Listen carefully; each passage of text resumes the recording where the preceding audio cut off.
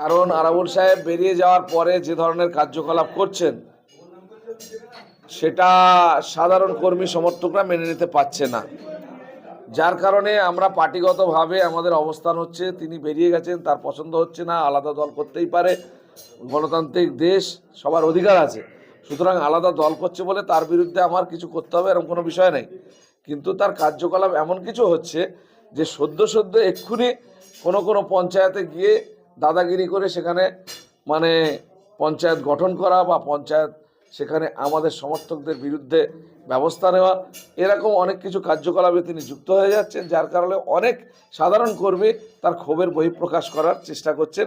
এটা যদিও আমরা পার্টিগতভাবে নিয়ন্ত্রণ করার চেষ্টা করছি। আরবুল ইসলাম যখন আইএসএফ এসেছিল বলেছিল বাকি জীবনটুকু আমি আইএসএফ করবো, অন্য দলে আর যাবো। তারপরে দেখলাম যে তিনি আবার তৃণমূলে অর্থাৎ সেই খায়রুলের বিরুদ্ধে আরবুল ইসলাম বিস্ফোরক মন্তব্য করেছিল, সেই খায়রুলের সঙ্গে ঘুরছে এখন। এবং গতকাল দেখলাম যে ঋতব্রত তৃণমূলের সঙ্গে বিধানসভা দেখা করলেন, খায়রুল সঙ্গীতকে করেন। আমি আবারও বলছি, কালকেও বলেছি, আজও বলছি, রাজনীতির সঙ্গে স্বার্থ যখন জড়িয়ে যাবে তখন সেটা আর জনস্বার্থে থাকে না, সেটা ব্যক্তি স্বার্থে পরিণত হয়। আর ব্যক্তি স্বার্থ যেখানে প্রধান প্রায়োরিটি পাবে সেখানে কিন্তু এই ধরনের ঘটনা ঘটবে। ওনার যে ধরনের মানসিকতা, সেই মানসিকতার পরিবর্তন করা তো দূরের কথা, এইখানে ভোটে না জিতেও এমন কিছু কার্যকলাপ করা শুরু করেছিলেন যেগুলো পার্টির সম্পূর্ণ নীতি বিরুদ্ধ, সংগঠন বিরোধী। আমরা অনেক চেষ্টা করেছি তাকে বোঝানোর, কিন্তু কোনোভাবে তাকে বোঝানো যায়নি, যার কারণে ধাপে ধাপে আমরা চেষ্টা করছিলাম তাকে কিভাবে সংশোধন করা যায়। তিনি সংশোধন হওয়া বাদ দিয়ে তিনি দল থেকে বেরিয়ে গিয়ে তার নিজের সেই পুরনো অভ্যাস আবার রপ্ত করেছে। সুতরাং যার যে জায়গা সে সেই জায়গাতে ফিরে গেছে।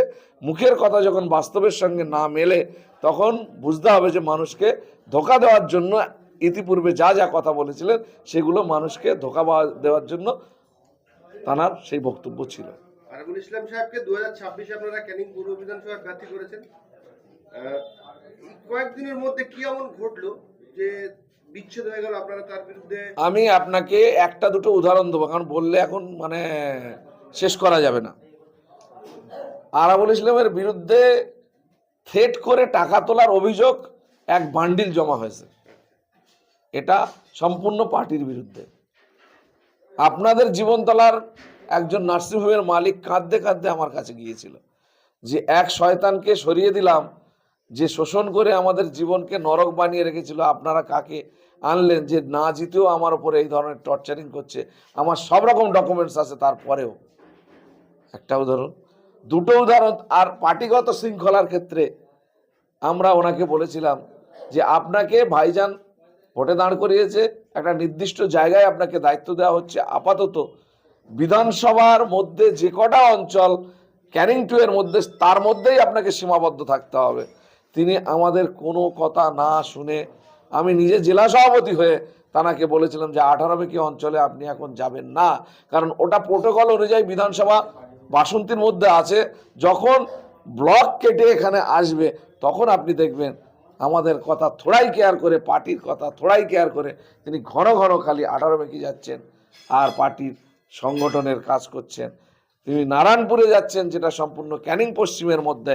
ক্যানিং পশ্চিমের সংগঠনের যারা দায়িত্ব আছে তারা বলছে হচ্ছে ডাকি পার্টির প্রোটোকলের বাইরে গিয়ে কি হচ্ছে। উনি কি একা সাম্রাজ্য নিজের মতো করে চালাতে চাইছে পার্টির সিস্টেমের বাইরে, যেটা আজ পর্যন্ত কোনোদিন হয়নি। তাহলে উনি পার্টির কোনো নেতৃত্বকে কোনো তোয়াক্কা না করে নিজের মতো করে চলার সবসময় চেষ্টা করেছে। সেটা সম্পূর্ণ পার্টির সিস্টেম এবং পার্টির সাধারণ কর্মী সমর্থকদের মধ্যে একটা বাজে বার্তা প্রতিনিয়ত যাচ্ছে। আমরা অনেক চেষ্টা করেছি ওনাকে সংশোধন করানোর, উনি সেই বিষয়ে কোনো সংশোধন হওয়ার চেষ্টা করেনি, বরঞ্চ উল্টে বিশ্রী নোংরা ভাষায় এখানকার যে স্থানীয় ব্লকের সভাপতি যাকে আমরা করে রেখেছিলাম তাকে নোংরা ভাষায় আক্রমণ করেছে। তারপরের কথা হলো, আমরা সাধারণত পার্টিতে সিদ্ধান্ত আছে যে ভোট ছাড়া যে কোনো জায়গায় ব্যানার, পোস্টার, লিফলেট আমাদের পার্টির নীতি আদর্শকে মাথায় রেখে একটা মুখ ব্যবহার হবে, একটা ব্যক্তির ছবি ব্যবহার হবে, সেটা হচ্ছে আমাদের দলের চেয়ারম্যান সর্বোচ্চ নেতৃত্ব পীরজাদা নওশাদ সিদ্দিকী। সেখানে আমরা দেখেছি ভোটের পরে 4 তারিখের পরে উনি যেখানে গেছেন নিজের ছবি ব্যবহার করেছেন এবং যেখানে ওনার ছবি রাখেনি সেখানে উল্টো পাল্টা নোংরা ভাষায় আক্রমণ করেছে। এমনকি একটা জায়গায় গিয়ে আমাদের সবার প্রিয় যাকে দেখে আমাদের ছেলেরা অনুপ্রাণিত হয়, আমাদের প্রিয় নেতা নওশাদ সিদ্দিকীর ছবি ছিঁড়ে দিয়েছে। সুতরাং এত উদ্ধত্ত, এত নোংরামি পার্টির মধ্যে আমাদের এই 5 বছর 21 সালতে তৈরি হয়ে কেউ করেনি। সুতরাং সংশোধনের নামে তিনি নিজের সাম্রাজ্য নিজের মতো করে তৈরি করে লুটের সাম্রাজ্য, গুন্ডামের সাম্রাজ্য করতে চাইবেন, সেটা আমরা মেনে নিতে পারি না।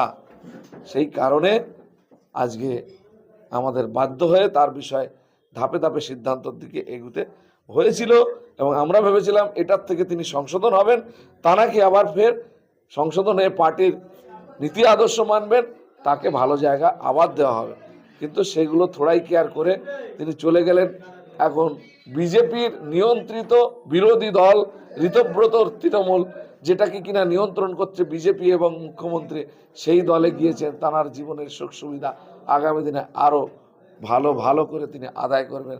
সেই কারণে বর্তমান সমাজে একজন ভিখারিকে ভিক দিচ্ছে কেউ একটা বলে মাফ করে, নার্সিংয়ের মালিক তিনি কেন আরাবুলকে প্রভাব আরাবুলকে এইটা আপনি বলছেন আরাবুলকে, যখন প্রভাব দেখিয়ে ঘন ঘন পার্টি অফিস উদ্বোধন করছে, আইএসএফ এর চারিদিকে মিছিল চলছে, এই জনজোয়ার আইএসএফ এর জনজোয়ারকে ক্যাশ করে জনজোয়ারকে সঙ্গে নিয়ে যখন বড় বড় মিছিল সংগঠিত হচ্ছে, তখন সাধারণ এই ধরনের মানুষ তারা তো আতঙ্কিত হবেই যে কখন কি আক্রমণ করে দেবে, কখন মানুষজন এনে আমার উপরে হামলা করে দেবে, এই ভয় তো হবেই। সেই জন্য করেই ওনাকে পয়সা দেওয়া হচ্ছে না, আপনি আমার ব্যাখ্যাটাকে ভুল ভাবে নিয়ে যাওয়ার চেষ্টা করবেন না। আমি যতগুলো পয়েন্ট বললাম প্রত্যেকটা আপনি লিখুন, প্রত্যেকটা বক্তব্য প্রত্যেকটা পয়েন্ট বিশ্লেষণ করুন, তারপরে বলবেন যে ওই পয়েন্টের জন্য বাদ দেওয়া হয়েছে। তাকে আমরা বাদ দিইনি, সে নিজে থেকে সরে গেছে, সে অন্যায় করেছে, অন্যায়গুলো আমরা ধরিয়ে দেওয়ার চেষ্টা করেছি, তার গাত্র দেওয়া হয়েছে, সে সেটা সহ্য করতে পারছে না বলে আস্তে আস্তে সাইড হয়ে গেছে। এই যে কান পাতলে শুনতে পাওয়া যায় যে ক্যানিং পূর্বের প্রাক্তন বিধায়ক শওকত মোল্লার জন্যই ইন্ডিয়ান সেকুলার ফ্রন্ট অর্থাৎ আইএসএফ আব্বাস সিদ্দিকী প্রতিষ্ঠাতা করেছে। কেন কাজদিয়াতে আব্বাস সিদ্দিকীর সঙ্গে দুর্ব্যবহার করে আছে তৃণমূলের কর্মী সমর্থকরা, ঠিক তেমনই হচ্ছে নাকি আরাবুল ইসলামকে আপনারা বলছি আরাবুল ইসলামকে আইএসএফ এর কর্মী সমর্থকরা বাধ্য করছে নাকি যুদ্ধ করতে তৃণমূলে যেতে? কেন আমরা দেখলাম যে যেদিন তিনি রিজাইন ঘোষণা করেন তার সেদিন তার গাড়িতে হামলা হলো। ও আগে থেকে রেডি ছিল, কোথায় যাবে কি করবে রেডি ছিল। যে খয়রুল মার্ডার কেসের আসামি করেছিল সেই খয়রুলের সঙ্গে গিয়ে ভগবানপুর অঞ্চলের পঞ্চায়েত গঠন করছে। ও প্ল্যান অলরেডি অনেক আগে থেকে তৈরি হয়ে গেছিল। নিউ টাউনে শুভর সঙ্গে যখন বৈঠক করে তার আগে দলের মধ্যে থেকে দলকে পুরো চক্রান্ত করে ভাঙার চেষ্টা করেছে। তৃণমূলের যত বড় বড় নেতা সবাইকে ডেকে আলাদা বৈঠক করেছে।